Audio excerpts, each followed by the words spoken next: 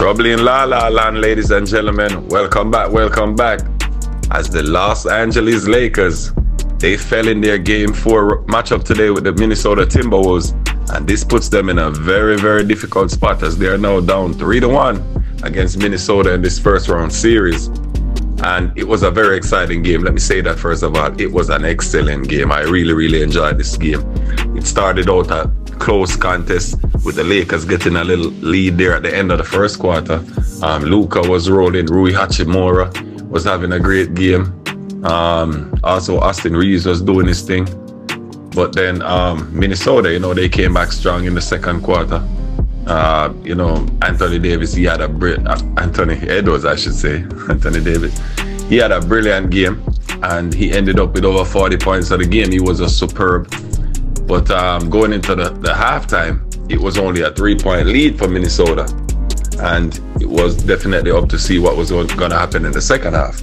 But the Lakers, they played a great third quarter. They came out and they really put it together. Luka was making a lot of shots. Hachimura, he was hot.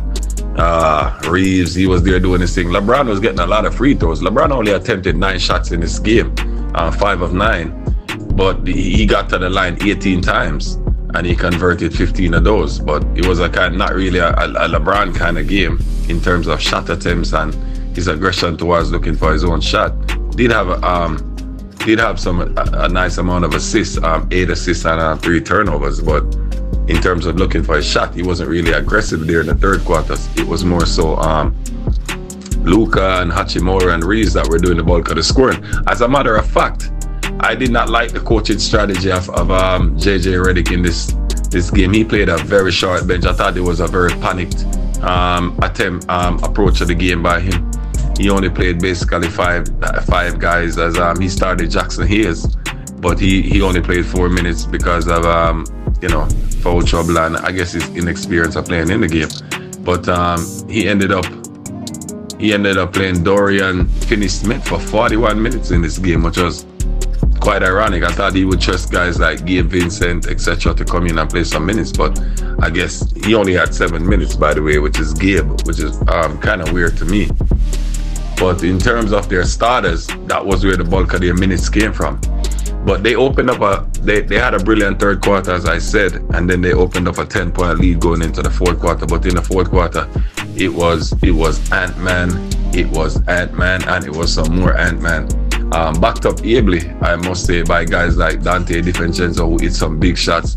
Young Mr. McDaniels, he also had some excellent shots. But in the end, it was the star, Mr. Edwards, who really closed the deal down the stretch. And the trouble is now getting really, really hot in LA because they are now down 3-1, and it's gonna be really, really difficult. Even though 2 of the next 3 games are in LA, as you know, because they had home court in this series, so they will now go back, try to win Game 5 at home, then they would have to come back, win Game 6 in Minnesota, and then hopefully try to go back home and win Game 7 again. A very, very tough ask, if you ask me. So it's going to be very, very difficult for them, especially against going up a more, what I term is a more balanced team than they are, because when I look at these 2 teams, yeah, they have dynamic wing guys on both teams that are wing players, like Luka is a dynamic wing by LeBron, as you know. But then you look at that, the Minnesota is able to match that with guys like Ant-Man and guys like McDaniels. But I think where Minnesota is really gaining the advantage is in frontline scoring with guys like Naz Reid and Julius Randle. I don't think the Lakers are able to match that. There's a decided advantage in the front line. Credit to Hachimura. He tried to do something about that today. He had 20 plus points. But that was not enough because the Lakers front line, in terms of their scoring ability, is very thin. And that is where Minnesota is winning this series in terms of their dominance on the front line, their physical dominance, if you ask me. So it will be very difficult for the Lakers because you don't just coach. You don't just get size overnight. Especially skilled size. So it will be very difficult. But the ball is round and it's up to JJ Redick to be creative in his coaching and find ways to counter that. However, I didn't like his approach today because, like I said, I thought he overplayed the starters. He should have used his bench some more. But going forward, let's see how this works out. The Lakers are now down 3-1. There'll be a lot of questions in LA if the Lakers lose. Should LeBron retire? What will be the future of the Lakers? Who would they bring in if LeBron does retire to help Luka? To see where they're gonna go in the future as a franchise. But very, very interesting situation here, ladies and gentlemen, with the Minnesota Wolves leading 3-1 and the Lakers back against the wall.